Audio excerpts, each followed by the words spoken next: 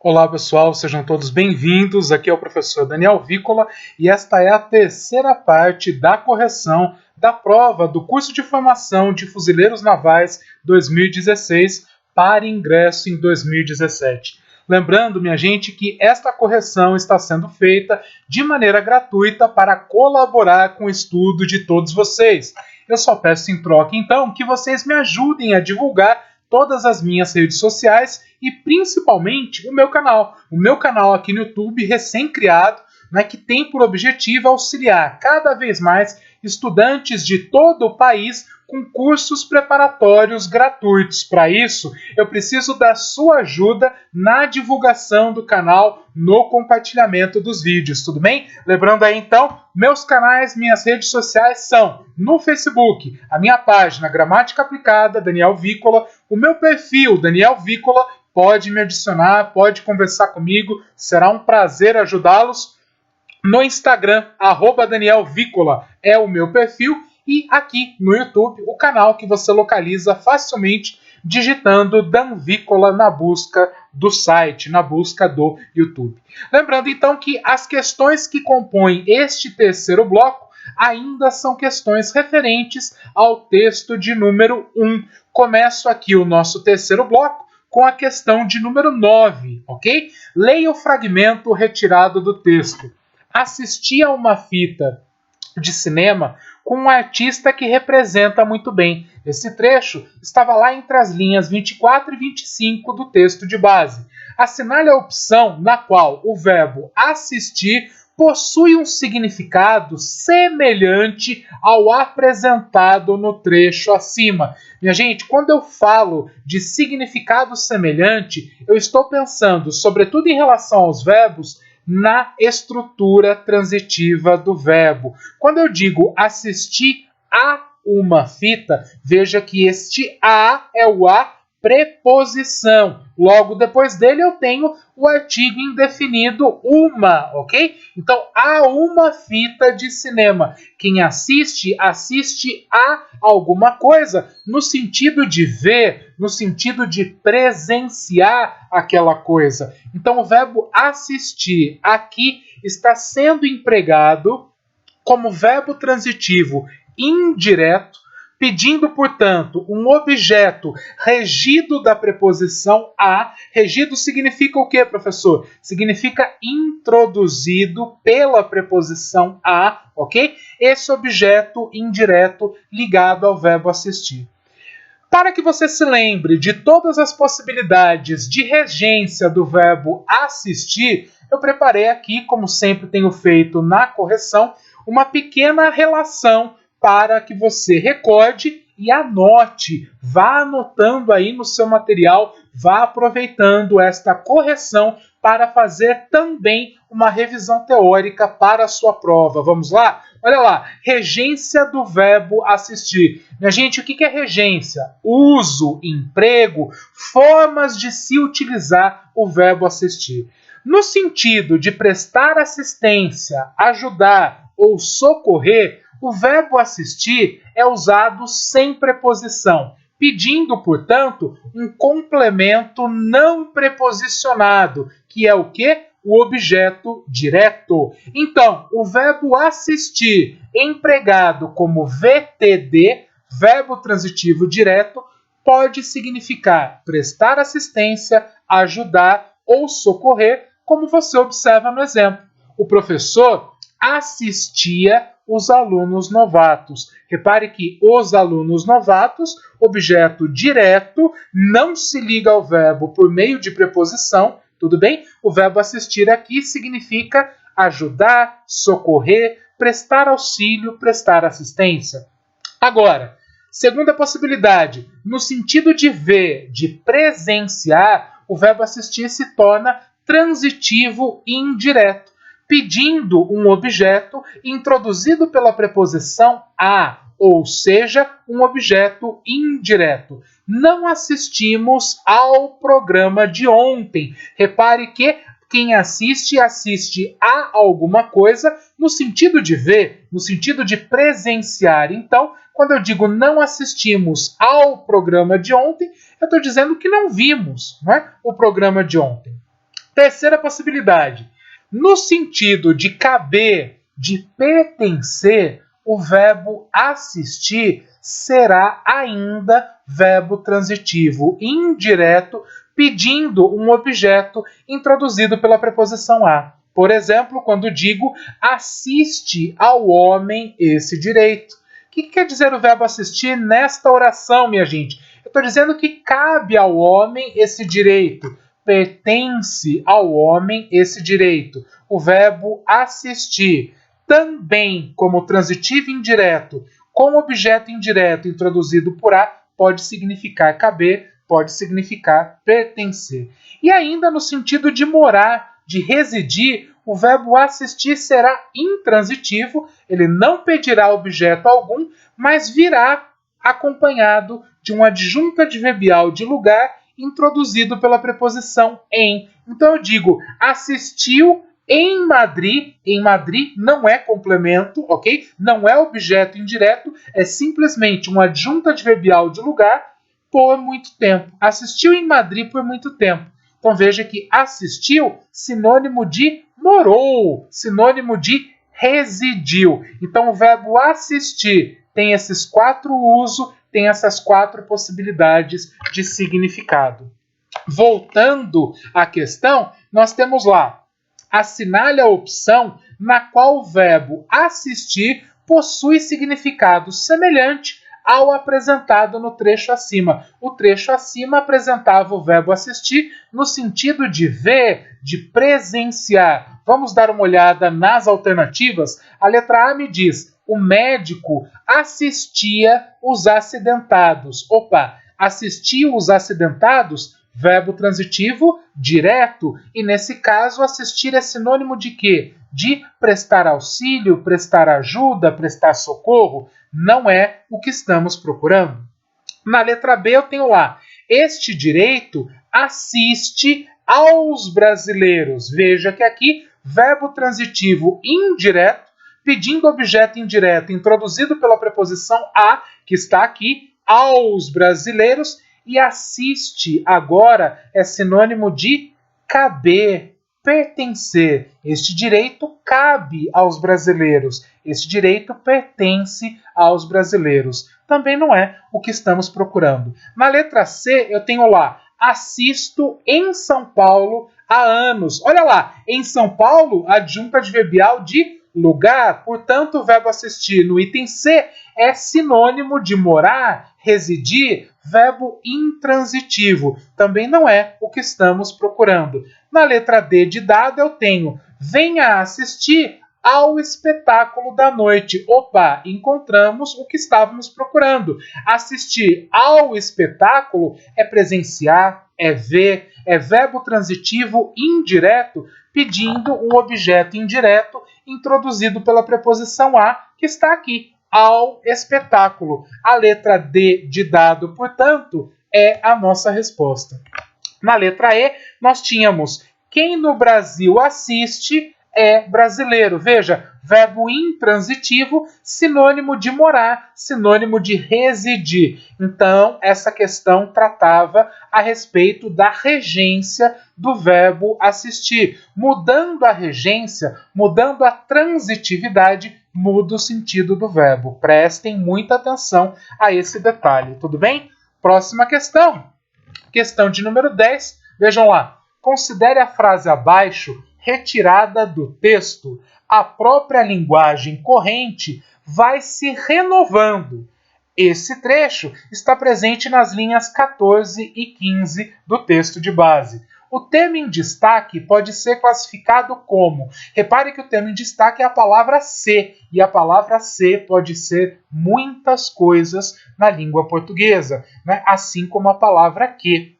Agora, as possibilidades que eu tenho aqui são as seguintes. Vamos dar uma olhada. A letra A me diz que o ser é uma conjunção subordinativa condicional. Ele pode ser, mas não é o caso. Não é o caso nesta frase. A própria linguagem corrente vai se renovando. Professor, o que é uma conjunção subordinativa condicional? Bom, vamos por partes. Conjunção é o elemento conector, classe de palavras responsável por reunir uma oração a outra oração, estabelecendo relações que podem ser ou de subordinação ou de coordenação.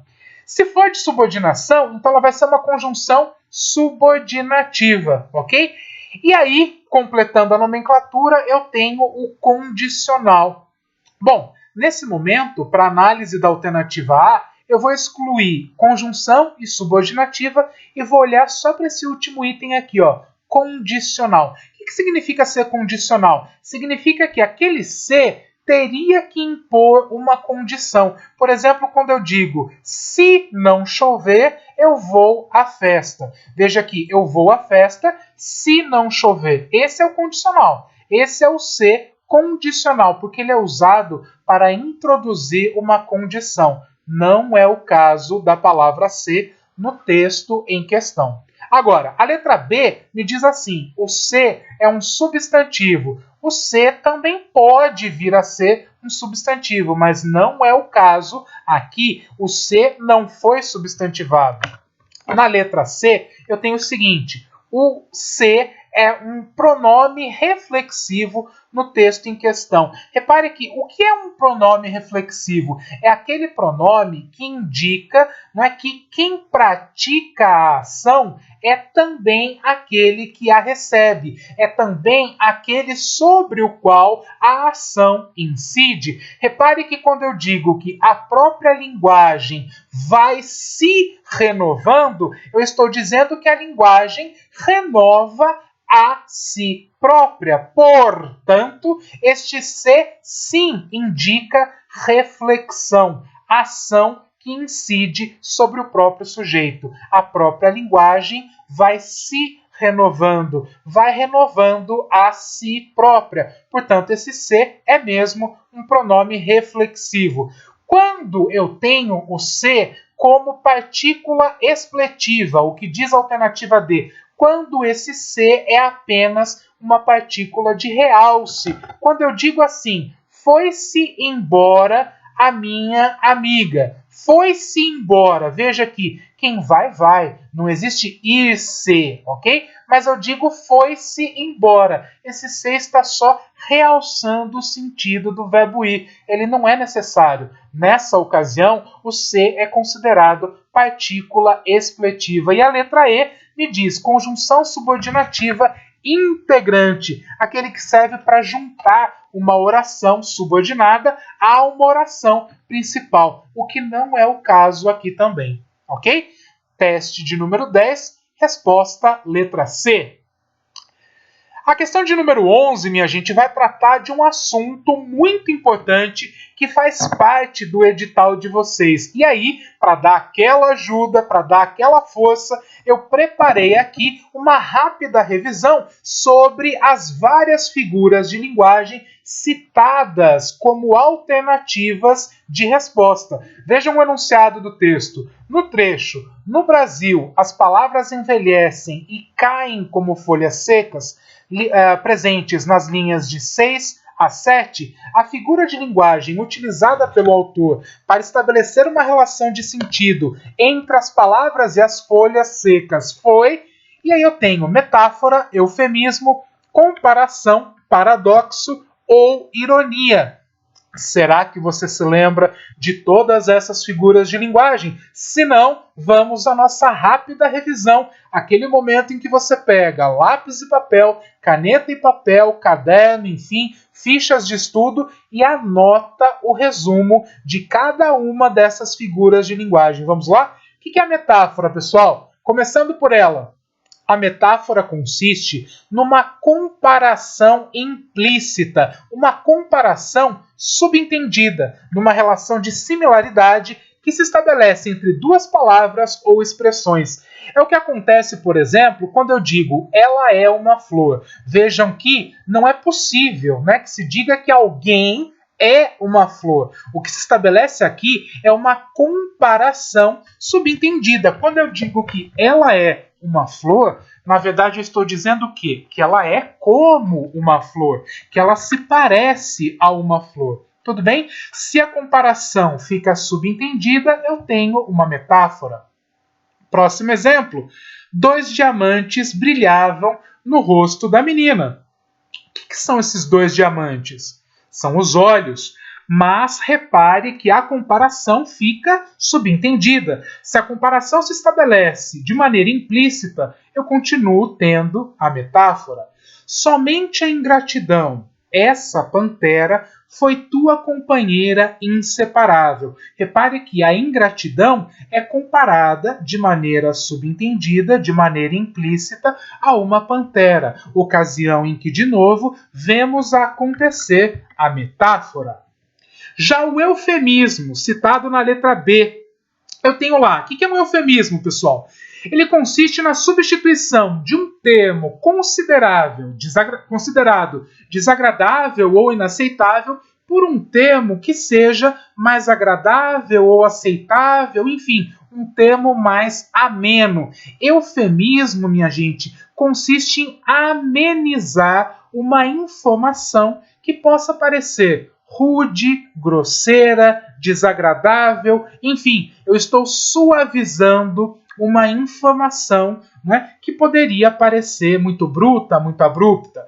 Vejam os exemplos. Ele não está mais entre nós. Quem diz isso, ele não está mais entre nós, está dizendo o quê? Está dizendo que o sujeito morreu, faleceu, mas para não usar morreu, então ele diz que não está mais entre nós. Isso é um eufemismo. Estou amenizando a informação. Vejam o exemplo seguinte. Era pouco chegado à higiene. Veja, pouco chegado à higiene, para não dizer porco, para não dizer imundo, para não dizer sujo. Então, pouco chegado à higiene é um exemplo de eufemismo que ameniza a informação, suaviza a informação. Terceiro exemplo, vá falar com a moça da limpeza, para não usar a palavra faxineira, que muitos, né, até mesmo sem justificativa, consideram uma expressão ruim ou desagradável, usa-se então o eufemismo moça da limpeza. Eufemismo, uma forma de amenizar informações mais rudes ou desagradáveis ou inaceitáveis. Já na letra C, eu tenho a figura de linguagem comparação. E aí, minha gente, se você se lembrar, logo antes eu citei a metáfora e disse que a metáfora é uma comparação subentendida. Pois bem, se a comparação deixar de ser subentendida e for expressa por um marcador gramatical, então eu tenho a comparação. Repare que o que é, né, esse elemento comparativo? É uma conjunção do tipo como, tal qual, igual a, feito, o que nem, usado na linguagem coloquial, e por aí vai. Então repare nos exemplos. Ele é esperto, feito uma raposa. Repare que ele é esperto, feito uma raposa, esse feito, que tem o valor de como, ok? Conjunção comparativa, estabelece a ideia gramatical de comparação. Se a comparação é escancarada, se existe o elemento comparativo expresso, não é mais metáfora, já virou comparação. Tudo bem? Agora, se eu tirar o elemento de comparação, vira metáfora. Se eu tirar o feito, eu terei ele é esperto como uma raposa. Isso é comparação. Mas se eu disser que ele é uma raposa, virou metáfora. Ok? A comparação passou a ser implícita, subentendida. Próximo exemplo. Ele é magro que nem um caniço. Olha o que nem, coloquial. Ele estabelece gramaticalmente a ideia de comparação. Não é isso? Se a ideia de comparação está explícita, marcada por um elemento comparativo, então eu tenho comparação. O menino manteve-se firme, tal qual uma rocha. Tal qual, olha aí o elemento comparativo expresso, tornando a situação aqui uma situação de comparação. E aí, nos versos da música, vejam lá, como se fora brincadeira de roda, jogo do trabalho na dança das mãos. Como se fora, veja, a ideia de comparação explícita por um marcador gramatical, ok? Essa é a condição para que exista a figura de linguagem chamada de comparação. A letra D menciona o paradoxo. que é o paradoxo, minha gente? Veja a definição. É a antítese extremada. Antítese, oposição de significados. Agora, uma antítese extremada vira um paradoxo. É uma antítese radical, não é? Em que eu junto ideias que não só são contrárias, mas são inconciliáveis, não é? Não são possíveis de se contrapor no plano real, jogando a situação para o plano poético. Então, o paradoxo, né, é uma antítese extremada em que duas ideias que se excluem são apresentadas como ocorrendo ao mesmo tempo e no mesmo contexto, o que gera uma situação impossível, uma ruptura no plano da lógica. Veja o exemplo. Amor é ferida que dói e não se sente. Pera lá, como é que dói e eu não sinto? Percebe que aqui há uma ruptura da lógica? Se há a aproximação de ideias opostas com a ruptura da lógica, eu tenho um caso de paradoxo. Não é simplesmente antítese, é paradoxo porque a lógica foi quebrada. É um contentamento descontente. De novo, vejam lá, como é que pode contentar e descontentar ao mesmo tempo? Isso é um exemplo de paradoxo. Veja aqui, o mito, próximo exemplo. O mito é o nada que é tudo. Pera lá, como é que é nada e tudo ao mesmo tempo? Isso é linguagem poética, isso é o paradoxo. E por fim, a ironia, vejam lá. A ironia é a figura de linguagem na qual aquilo que se diz não corresponde exatamente ao que se quer dizer, com um intuito jocoso, cômico ou crítico. Veja o primeiro exemplo. Como atriz, ela é uma ótima modelo. Veja aqui, eu não estou elogiando as suas qualidades de modelo, eu estou criticando a sua qualidade de atriz. Então, ironia é você dizer uma coisa querendo dizer outra, você afirmar querendo negar ou negar querendo afirmar e vice-versa. Tudo bem? Então, a ironia consiste em dizer uma coisa querendo dizer outra em tom jocoso, irônico, satírico.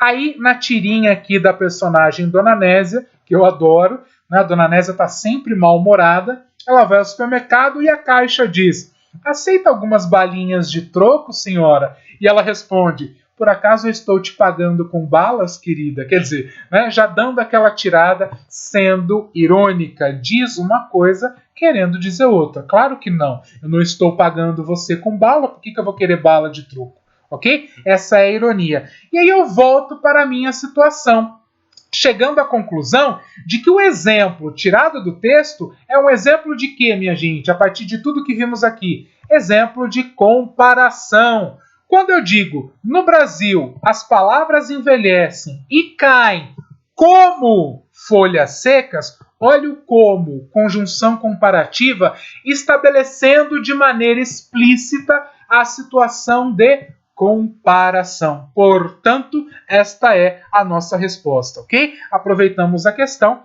e fizemos uma rápida revisão, espero que bastante útil aí para o estudo de vocês.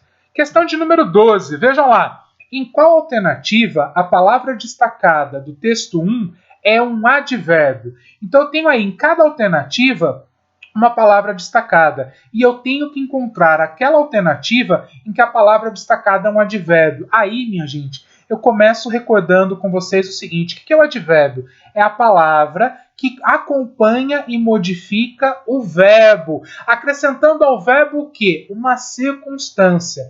Como, quando, onde, com que, com quem, usando o que, enfim, palavra que acompanha e modifica o verbo ou o advérbio ou outros advérbios, colocando então a ideia de circunstância.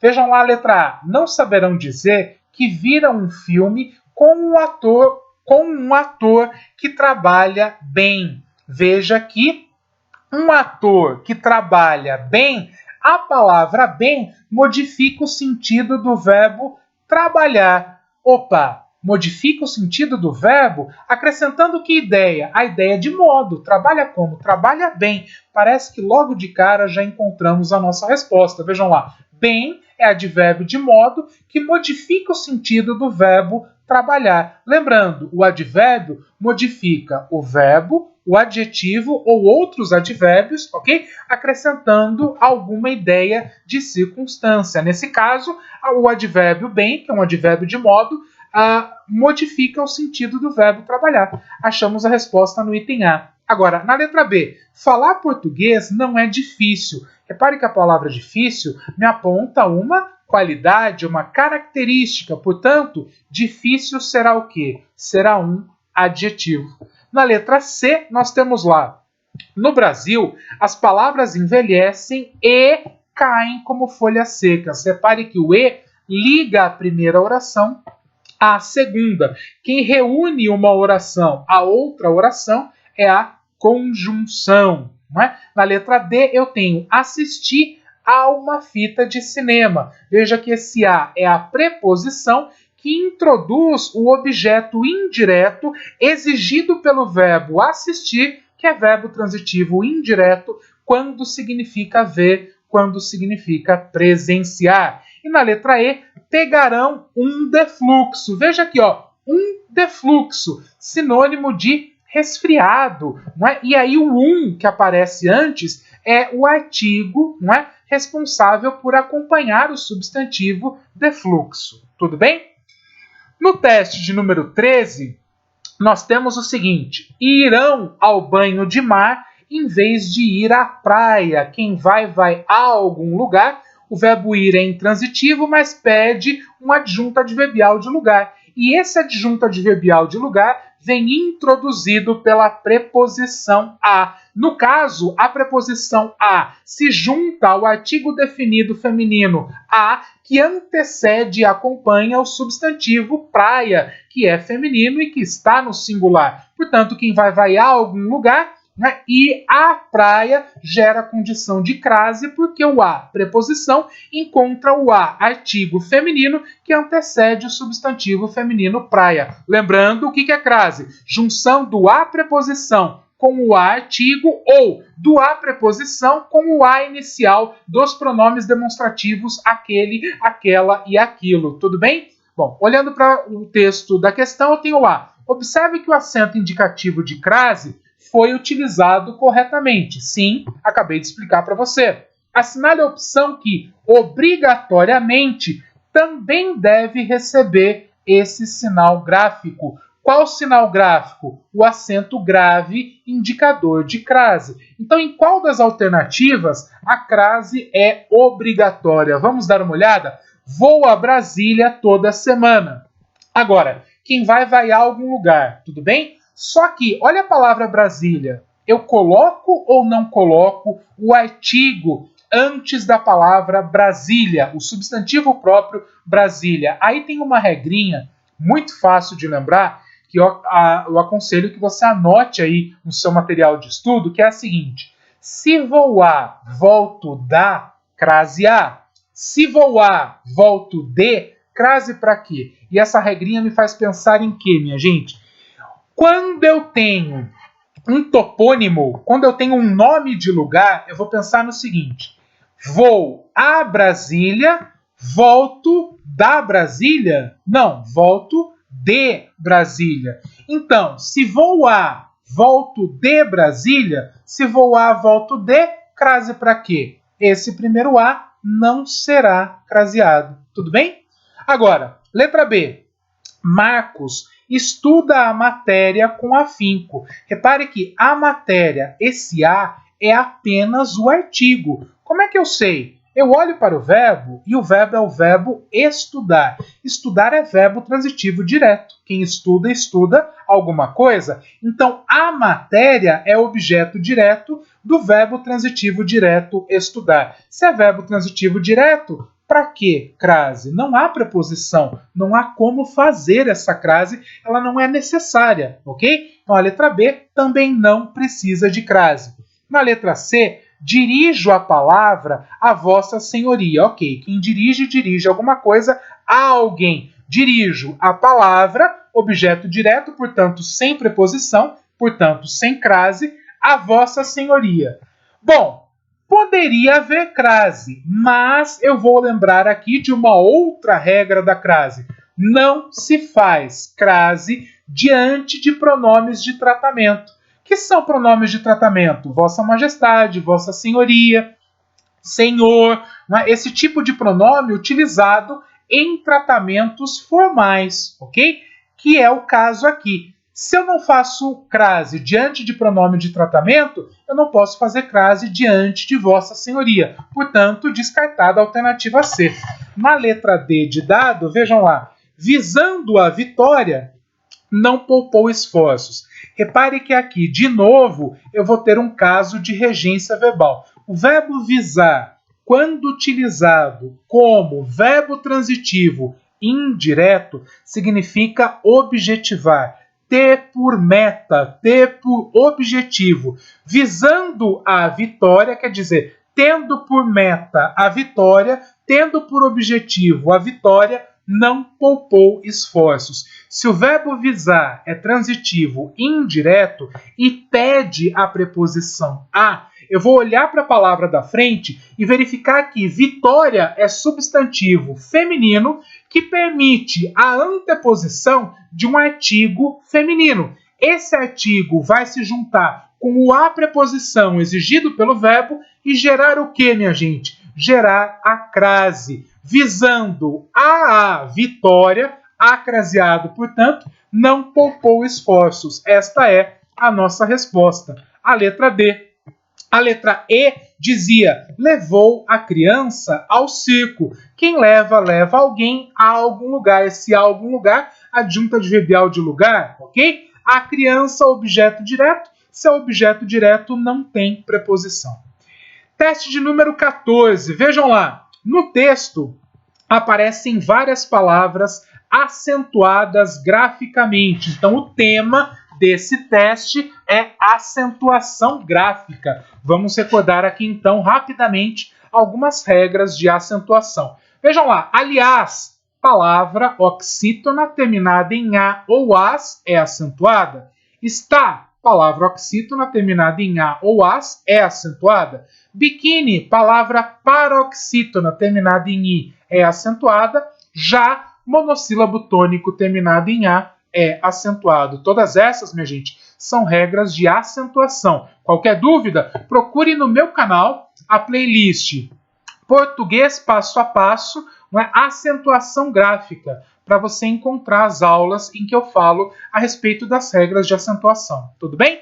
Porém, das palavras abaixo, nenhuma recebe o acento gráfico, exceto qual das palavras seguintes? Então vejam lá, na letra A eu tenho a palavra raiz. Veja que a palavra raiz é uma palavra oxítona terminada em i. Só que em i ou is, mas i não justifica o acento em palavra oxítona. Eu só acentuo as palavras oxítonas terminadas em a, e, o ou o seu plural, as, es e os, ok? Raiz não é acentuada. Lembrando que raízes, sim, é acentuada, porque esse i vira um i tônico, ok? Mas raiz, não.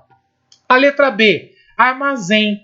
Veja aqui, toda palavra oxítona terminada em ou ens, ens, será acentuada. A palavra armazém, portanto, é aquela que eu devo acentuar. Eu encontrei a minha resposta. Na letra C, eu tenho funil. Oxítona terminada em L, não será acentuada. Recorde, paroxítona terminada em E, não será acentuada. E nus, monossílabo tônico terminado em us, que também não é acentuada. Tudo bem? Essa questão era uma questão sobre acentuação gráfica. Terminando aqui então, pessoal, mais um bloco da correção da prova dos fuzileiros navais do ano de 2016. Vejo vocês no nosso próximo bloco com a continuação dessa correção. Gostou? Esse vídeo foi útil para você e para os seus estudos? por favor, compartilhe este vídeo e recomende o canal aos seus amigos. Nós precisamos de inscritos, nós precisamos de compartilhamento dos nossos vídeos para darmos continuidade a esse trabalho de auxílio na preparação de tantos e tantos estudantes brasileiros para as provas que irão prestar. Tudo bem? Um grande abraço, pessoal, e até a próxima!